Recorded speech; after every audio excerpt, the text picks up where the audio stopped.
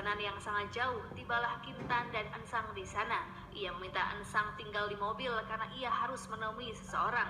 Sayangnya, Kim Won justru mengusir adik tirinya karena tak pantas ada di rapat tersebut. Padahal saat itu, Tan hanya ingin menyapa sang kakak yang sudah 3 tahun tak bertemu. Kekecewaan Kim Tan dilihat oleh Eun-sang dari kejauhan. Ia berusaha menghibur Tan lalu mengajaknya kembali. Tiba-tiba di tengah perjalanan, keduanya mengalami kecelakaan kecil yang menyebabkan mobil Tan mengalami selip. Karena jauh dari penduduk sekitar dan tak ada sinyal, terpaksa Kim Tan meninggalkan mobilnya. Ia mengajak Eun-sang berjalan beberapa kilometer mencari bantuan. Singkat cerita, menjelang petang, keduanya tiba di sebuah pom bensin yang juga menyediakan kamar penginapan. Kim Tan membeli sepasang pakaian ganti karena memang tak ada lagi yang bisa digunakan. Karena sudah malam, Kim Tan hanya mengajak Eun-sang makan seadanya di sebuah bar. Namun suatu saat nanti, ia berjanji akan mengajak Eun-sang makan di tempat romantis di daerah Melrose. Malam itu, sempat Kim Tan bertanya mengenai postingan Eun-sang yang berkaitan dengan grup Jaeguk. Namun Eun-sang enggan menjawabnya. Keesokan harinya, Rahel mencari tahu keberadaan Chan Yeong agar membawa Eun-sang pergi dari rumah Tan. Tan sendiri terkejut karena tiba-tiba Chan Yeong mengetahui di manakah ia tinggal. Chan Yeong tak menyangka jika Eun-sang ada di Amerika, karena sebelumnya ia tak memberitahu hal tersebut. Rupanya, Chan Yeong adalah teman SMP Kim Tan sehingga keduanya merasa tak asing. Eun-sang diajak ke tempat tinggal Chan Yeong. Ia juga mendengar curhatan Eun-sang mengenai kakaknya yang justru mentelantarkannya. Chan Yeong menawarkan tiket agar Eun-sang bisa pulang ke Korea. Di rumahnya, Kim Tan kembali kesepian karena Eun-sang meninggalkannya. Apalagi saat melihat postingan Chan Yeong yang seharian bisa bersama Eun-sang untuk bersenang-senang. Keesokan harinya, Rahel memutuskan kembali ke Korea karena Kim Tan selalu mengabaikannya. Untuk menghiburnya, Tan mengajaknya makan malam agar Rahel membatalkan kepulangannya. Sementara itu di Korea, Nyonya Han mulai merencanakan sesuatu untuk menjatuhkan istri ketua Kim karena ia sering dipandang sebelah mata, padahal jelas-jelas ia melahirkan keturunan. Dari seorang teman, ia mendapatkan telepon agen yang dipercaya untuk membuntuti Nyonya Jung Ji-suk agar mengetahui apakah selama ini wanita tua itu memiliki kekasih. Mengira pembicaraannya tak didengar orang lain, tapi ternyata pelayan Park juga ada di tempat tersebut karena sedang mengecek stok minuman. Esther Lee menemui Nyonya Jung Ji-suk sebagai calon besan. Ia memberitahunya jika sebentar lagi akan menikah dengan Tuan Choi sebagai pemilik Hotel Zeus. Tuan Choi memang mendidik Yongdo cukup keras, termasuk melatihnya taekwondo. Saat itu ia kecewa dengan Yongdo yang belum bersikap dewasa dan belum menunjukkan figur pemimpin karena tak bisa menangani seorang manajer.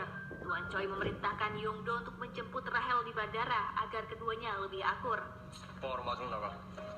Sementara Rahel sendiri sedang bersenang-senang bersama Kim Tan yang mengajaknya berbelanja dan makan. Secara kebetulan, keduanya bertemu dengan Chan Yeong dan Eun-sang yang juga datang ke restoran Pankuk seperti yang dibicarakan Tan kemarin. Rahel yang satu sekolah dengan Chan Yeong menyuruhnya untuk menasehati Eun-sang agar tak mendekati pria yang sudah bertunangan. Tan kecewa dengan perubahan sikap Rahel yang dikenalnya sejak usia 10 tahun.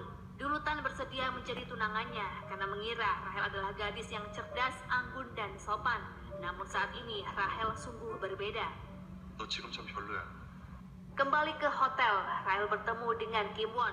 Melihat Won memiliki waktu luang setelah rapat, Rahel memohon agar ia mengajaknya pergi karena Rahel bosan menghabiskan waktu sepanjang hari di hotel. Ternyata Won ingin berziarah ke makam ibu kandungnya. Ia meminta Rahel menjaga rahasia ini dari siapapun. Akhirnya Tan mengetahui jika Chan Yeong adalah putra dari orang kepercayaan ayahnya, yakni Tuan Yeon.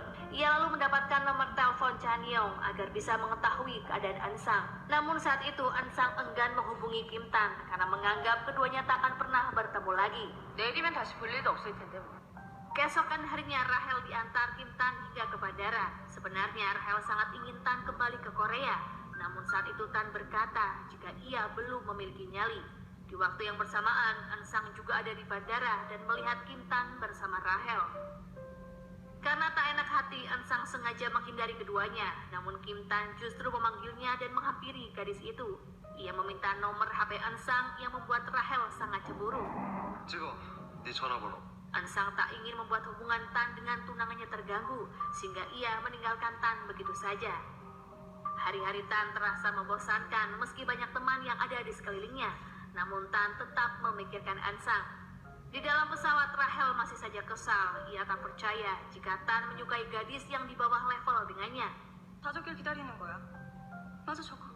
Beberapa jam kemudian, pesawat mendarat di Korea. Rahel dijemput oleh Yongdo yang membawakan tulisan menohok untuk menyambut calon adik tirinya itu. Di perjalanan, Rahel membahas hubungan Yongdo dengan Kim Tan yang dulunya bersahabat. Namun saat ini saling membenci karena suatu hal.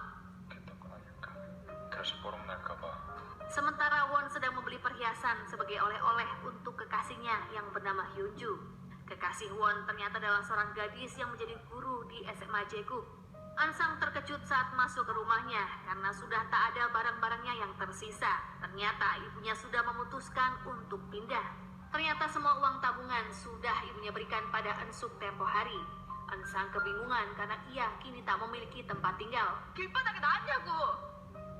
Pelayan Park terpaksa mengancam Nyonya Han mengenai agen rahasia yang ia kirim untuk mengawasi Nyonya Jung Jisuk. Tentunya agar ia mengizinkan Ansang tinggal di rumahnya.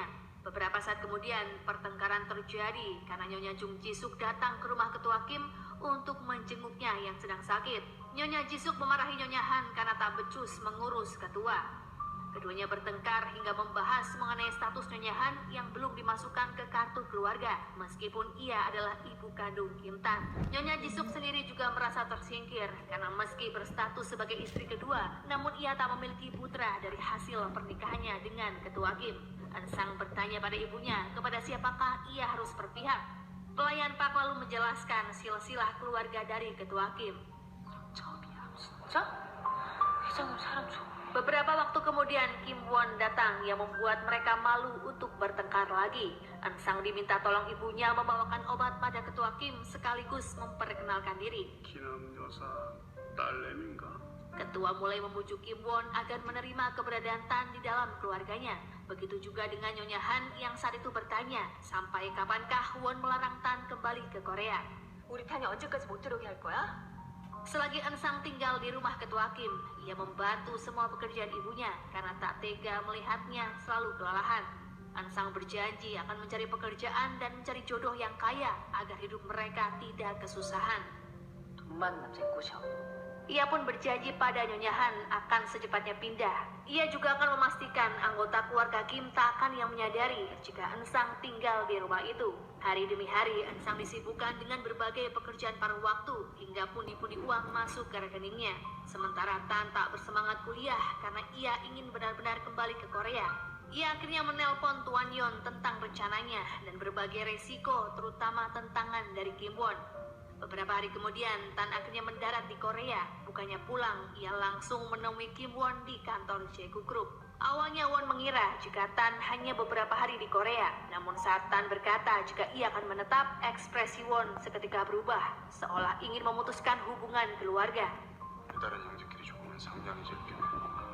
Kim Won bahkan tak akan pulang ke rumah selama Tan ada di sana. Untuk beberapa hari ke depan, ia akan menginap di hotel dekat kantor. 말아보세요.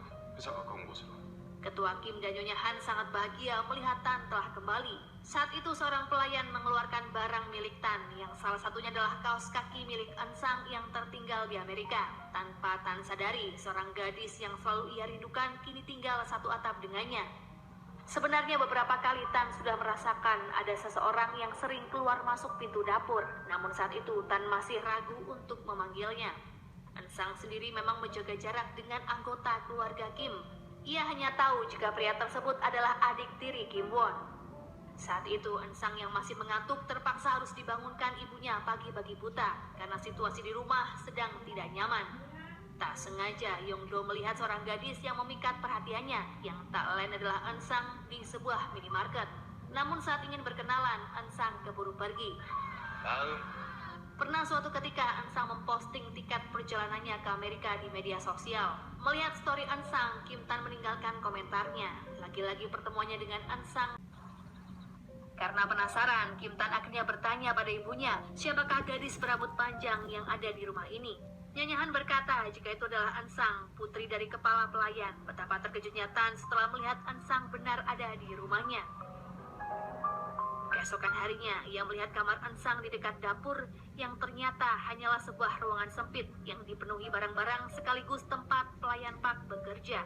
Tan lalu menemui Nyonya Jisuk yang juga sudah dianggapnya sebagai ibu sendiri. Wanita yang berprofesi sebagai direktur SMA Jaeguk itu berkata jika berkas pindah sekolah Tan sudah diurus. Saat itu Tan baru mengetahui jika Kim Won pergi dari rumah karena ingin menghindarinya. 오자마자 지형 쫓아낼 줄도 알고. Won sendiri sedang menemui kekasihnya untuk memberikan kado yang tempo hari